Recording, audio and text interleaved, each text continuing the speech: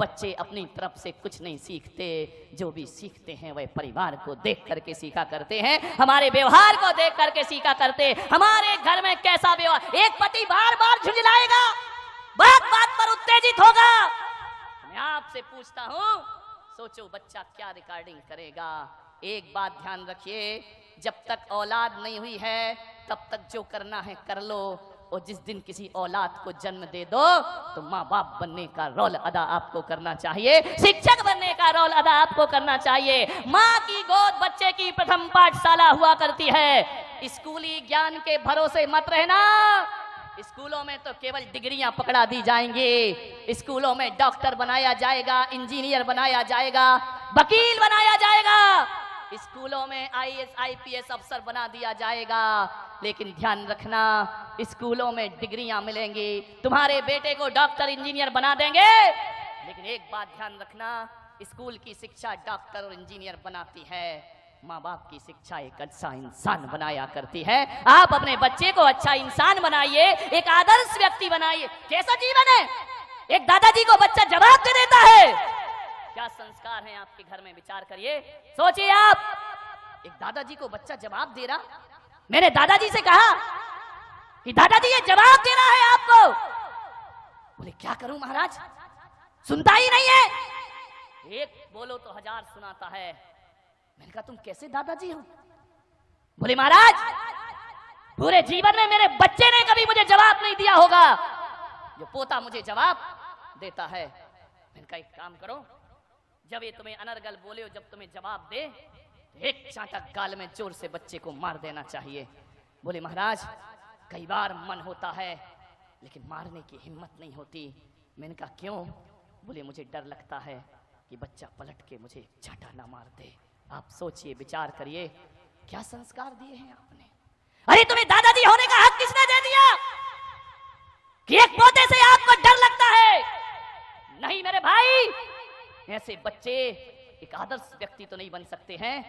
यदि एक दादाजी और एक बाप अपने बच्चे से कुछ कहने में डरता है तो समझना वो ऐसे आत्मघाती संस्कार दे रहा है कि आज बच्चा माँ बाप पर धौल जमाता है, कल मोहल्ले में जमाएगा, परसों समाज में जमाएगा, और एक दिन तुम्हारा बेटा आदर्शवादी बेटा तो ना बनेगा बल्कि आतंकवादी बेटों में उस बच्चे का नाम शामिल हो जाएगा। आपसे मेरा निवेदन है, इतनी जुर्रत बच्चे की नहीं होना चाहिए कि वह माँ बाप को पलट करके जवाब दे सके। ध्यान रखिए, कैसे होगा ये, जब पति पत्नी रात दिन झगड़ते रहेंगे, लड़ते रहेंगे, जब आप अपने माँ बाप को जवाब देंगे तो औलाद भी तुम्हें जवाब देगी। ध्यान रखिए, बच्चे वही करते हैं जो तुम करते हो। ध्यान रखिए, आप सोचते हो कि बुढ़ापे में हमारा बच्चा हमारी सेवा करे, एक अच्छा बेटा बने, तो आपसे मेरा निवेदन है कि आज से ही अपने घर में बुजुर्गों का सम्मान करना सीख जाइए। अरे मैं कहता हूं कि अपनी भाषा पर विशेष ध्यान दीजिए। आदमी इतनी अनर्गल भाषा बोलता है कि वह भाषा एक दिन उसकी आदत बन जाती है, और ये आदत ब्लड में जाकर के घुल जाते हैं संस्कार, फिर वही उसकी जिंदगी बन जाती। आदर्श व्यक्तित्व बनिए, भाषा का एक आदर्श होना चाहिए। ऐसा परिवार बनाओ, ऐसा माहौल बनाए माताएं कि बड़ों से ही आप कहना ना सीखें बल्कि बच्चों से भी आप कह करके बातें करें, बच्चों में भी जी लगा करके बातें करें। अरे बच्चों की बात तो छोड़ो, मैं तो कहता हूं कि तुम्हारे घर में जो नौकर रहता है ना, उससे भी इज्जत से पेश आइए। इज्जत से पेश आएंगे ना तो नौकर ये नहीं कहेगा कि हर साल मेरी तनख्वाह बढ़ाओ। यदि सम्मान दोगे तो उतनी तनख्वाह में भी आनंद के साथ जी लेगा, आपकी इज्जत करेगा, आपका सत्कार करेगा। इज्जत से पेश आइए, ऐसे शब्द ना बोले। मैं बड़े आदर के साथ बहुत बहुमान देता हूं कि जैन समाज में एक समाज ऐसी है जिसने आज भी अपनी भाषा की सभ्यता नहीं खोई है, और इतनी अच्छी भाषा उनके घरों में बोली जाती है।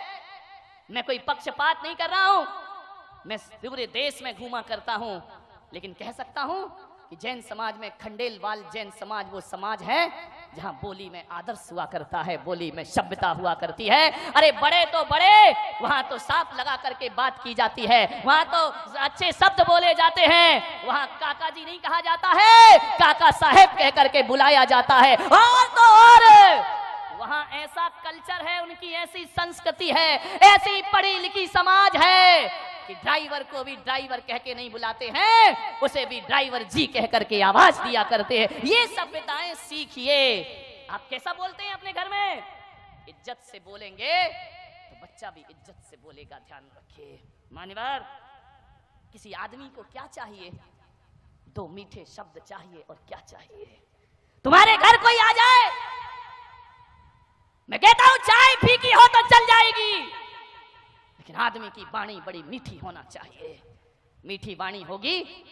वाणी अंतरंग का दर्पण हुआ करती है। आप जिन शब्दों का प्रयोग करते हैं उससे आपके स्तर का पता चलता है। जिन भाषा का आप प्रयोग करते हैं उससे आपके चिंतन का पता चलता है। यदि आप असभ्यता भरी बातें बोलते हैं तो समझ लीजिए ये हमारा स्तर बहुत गिरा हुआ स्तर है। अच्छी भाषा का प्रयोग करिए। नौकर से भी आप कहकर और जी लगाकर बात करना सीखिए। यह है बच्चों की परवरिश करना। अभी नदी किनारे देखना, जो पेड़ नदी किनारे अकड़ के खड़े रहते हैं, बाढ़ आती है जड़ सहित उखाड़े जाते हैं। और जो लताएं झुकना जानती हैं, कितनी भी बाढ़ आ जाए वह झुक जाती हैं। बाढ़ शांत हो जाती है, लताएं फिर लहराने लगती हैं। ध्यान रखिए, झुक कर झुको। झुकने से बहुत कुछ मिलता है। अकड़ने से दुनिया में किसी को कुछ नहीं मिला है। जो अकड़ता है ना उसे यमराज बहुत जल्दी पकड़ता है। ध्यान रखना, जो झुकेगा वही जिएगा। झुक करके जी। मान्यवर, जो काम अकड़ के नहीं होते वो काम झुक के हो जाते हैं। थोड़ा सा घर में झुकने की कला आ जाए, बड़ों के सामने झुकने की कला आ जाए, 90% समस्याएं आपकी समाप्त हो जाएंगी। महाभारत हुई अकड़ के कारण, रावण का सर्वनाश हुआ अकड़ के कारण, कंस बर्बाद हुआ अकड़ के कारण, लादेन की दुर्दशा बनी अकड़ के कारण। ध्यान रखना। और जीवन में जितनी भी हमने अच्छी अच्छी उपलब्धियां छोड़ी हैं वह अपने अहंकार के कारण छोड़ी हैं। ध्यान रखना। एक घर उजड़ता है तो अकड़ के कारण। वो दो आदमी आपस में कभी नहीं लड़ते, जब भी लड़ते हैं तो दो अहंकार आपस में लड़ा करते हैं। दो समाज आपस में नहीं लड़ती, उनका अहंकार लड़ा करता है। दो धर्म आपस में नहीं लड़ते, उनकी अकड़ लड़ा करती है।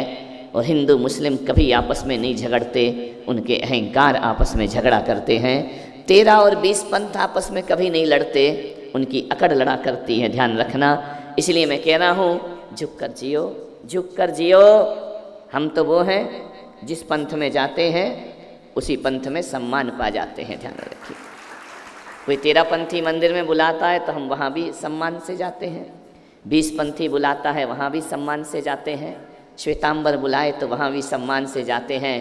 और तो और कोई गुरुद्वारे में बुलाए तो हम वहाँ भी सम्मान से जाते हैं। चर्च में बुलाए तो सम्मान से जाते हैं। और तो और मेरे भाई शिरडी के मंदिर में भी बुलाए तो हम सम्मान से वहाँ भी पहुँच जाया करते हैं। ये झुकने की कला है। अकड़ो मत, मुंह मत फेरो, अहंकार में मत जियो।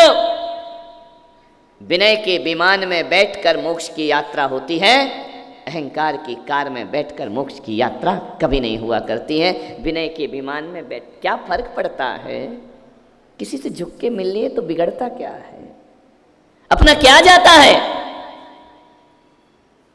एक बात याद रखना, जो पहाड़ पर चढ़ता है ना, जो पहाड़ पर चढ़ता है वो झुकता है, और जो उतरता है वो अकड़ता है। ध्यान रखिए। झुकने वाला ही ऊंचाइयों पर पहुंचेगा, अकड़ने वाला कभी नहीं पहुंचता है। माता पिता के चरण छूते हो तो मत सोचना कि तुम उनका सम्मान कर रहे हो, हकीकत में तुम अपने आप का सम्मान कर रहे हो जो माता पिता के चरण को छू। इसमें तुम्हारा सम्मान है। सास ससुर के चरण छुओ तो सास ससुर का सम्मान नहीं, एक विनयवान बहू का सम्मान हुआ करता है। और अपनी समाज में बड़े बुजुर्गों के चरण छू लो तो मान उनका नहीं बढ़ता, मान अपना बढ़ जाता है, बहुमान अपना हो जाया करता है। जितना झुकोगे उतना दुनिया के दिलों में राज करोगे। एक बात याद रखना, कीमती से कीमती पायल, पायल जानते हैं? क्या बोलते हैं? पायल ही बोलते हैं ना, ठीक है, पायल में ही सब घायल हैं, क्या कर सकते हैं। कितनी भी कीमती पायल हो, कितनी भी महंगी पायल हो, कितनी भी बड़ी और सुंदर और वजनदार पायल हो, लेकिन जब भी पहनी जाती है, पैरों में पहनी जाती है और 1 रुपए की छोटी सी बिंदी माथे पे लगाई जाती है, क्योंकि वो बिंदी बहुत छोटी हुआ करती है। बिंदी माथे पे चढ़ती है, पायल पैरों में जाती है। एक बार क्या हुआ, मैं मंदिर गया, राजा बाजार के मंदिर, शांतिनाथ भगवान के दर्शन करने। एक बहुत बड़ा सा घंटा वहाँ पर लगा हुआ है। मैंने क्या देखा, एक पुजारी पूजा कर रहा है, छोटी सी घंटी लिए हुए है। मैंने घंटे को देखा और घंटी को देखा, दोनों में संवाद चल रहा था। घंटा बोला, यार मुझे लटका के क्यों रखा जाता है, मुझे दरवाजे पर क्यों लटका देते हैं, और ये घंटी तू इतनी सी है, तू भगवान के पास क्यों जाया करती है, तू तो बहुत छोटी है। कभी हिंदू मंदिर, वैष्णव मंदिर में देखना, पुजारी जब आरती करता है तो घंटी भगवान के पास ले जाता है, और घंटा जो होता है बाहर लटका रहता है। पूछा कि घंटा तू क्यों बाहर लटका है, घंटी तू क्यों भगवान के पास है, विचार करिए। उसने भगवान से पूछा कि मैं तुमसे दूर क्यों खड़ा हूँ, ये तुम्हारे पास क्यों आती है। भगवान ने इतना ही कहा कि घंटा तू अकड़ में है इसलिए वहाँ लटका है, और ये छोटी है इसलिए मेरे पास आ जाया करती है। इसने अपने आप को छोटा बना लिया है। जो छोटा होगा वो भगवान के निकट होगा।